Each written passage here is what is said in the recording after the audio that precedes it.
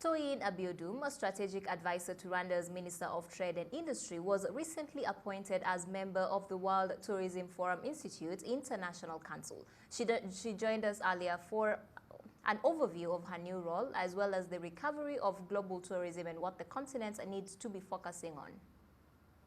Extremely honored to be joining the International Council Advisory Board at World Tourism Forum Institute to provide advice across worldwide gender and cultural vertical facets.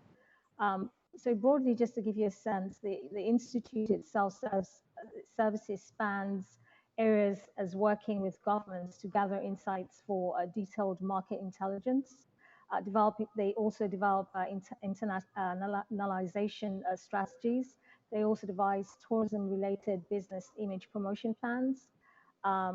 They also help to attract investments for governments to spur more economic activities to drive sustainable development through tailored training from their business business school. So that just gives you a sense what the World Tourism Forum Institute is about. And my work covers gender-related stuff and cultural-related, vertical-related areas. Tourism is one of the key engines when you look at the economies here on the continent for different African countries. What are your thoughts on what can be done in order to revive this sector that is very crucial to the GDP? Absolutely. That's a very interesting question. But just to kind of set the tone, I'll give you a sense that globally, tourism has been severely impacted.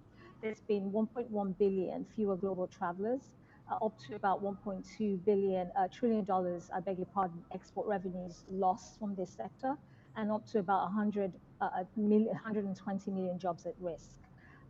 Government restrictions, obviously, of non-essential sectors and restricting airline commercial flights has curbed worldwide travelers, and that's also contributed to shrinkage of demand at international levels within this sector, which has also contributed in decimating and barreling downwards this sector.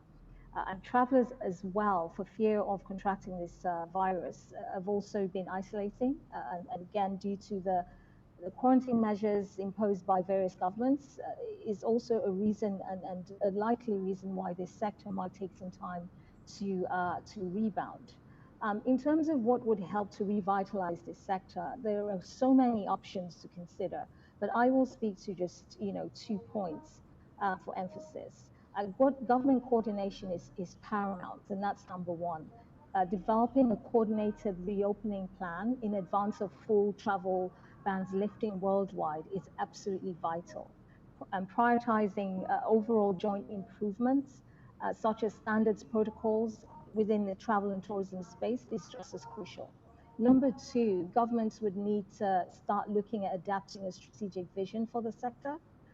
As I mentioned, the sector has been extremely decimated across various subsector areas, hotels, the MICE sector, travel itself, tours, shopping, and the likes. So there's a need to look at the sector holistically and looking at ways to adapt a strategic vision. And one of the ways to do that is to reassess travel and tourism industry strategies to factor in new market opportunities and options that is being, due to the COVID crisis, is being revealed as ways to pursue and options to pursue to help drive up a GDP growth for countries, and also reassess niche offerings, target markets. Some countries are looking at targeting their diaspora, really, going to their diaspora and then inviting them inwards.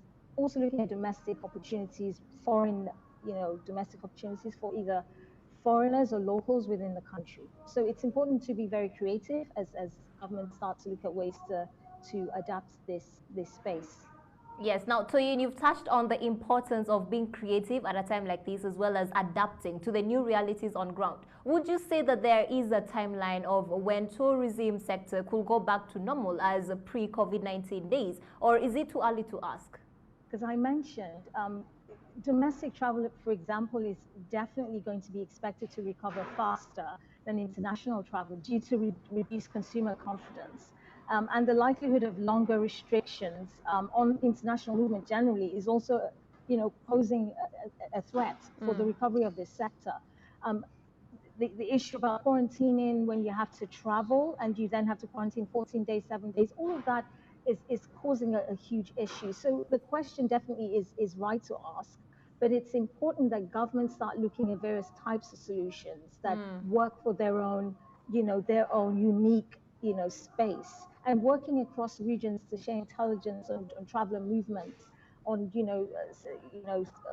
safety wallets of people who have been tested, and tracking systems that will be that you can easily rely on to basically improve and help to increase travelers' confidence. But I will say overall that due to the prevalent uncertainties, signs of recovery would definitely be towards the end of this year, into 2020 and 2021. Sorry, into 2021, 2022. Apologies. Yes, now trust and confidence are the two main points that you've touched on. These are also crucial when it comes to FDIs into this particular sector. Are we seeing policies that are actually being drafted at this particular time to spur the confidence in investors to come back to the continent?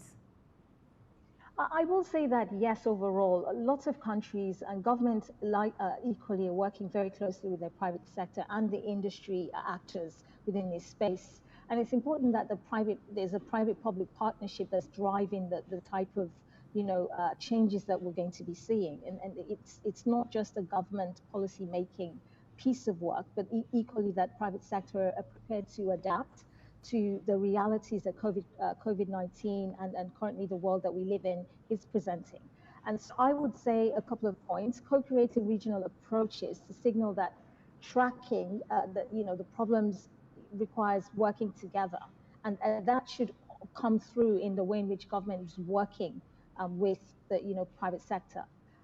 It's also important to assess needs and opportunities to diversify this tourism sector in ways to build resilience and avoid overdependence on a few activity or markets, which is what I was explaining or alluding to earlier, where some countries are looking at other solutions, targeting locals, targeting diaspora, and just being as creative as possible. And with those types of solutions, absolutely, it would help to attract the right kind of investments.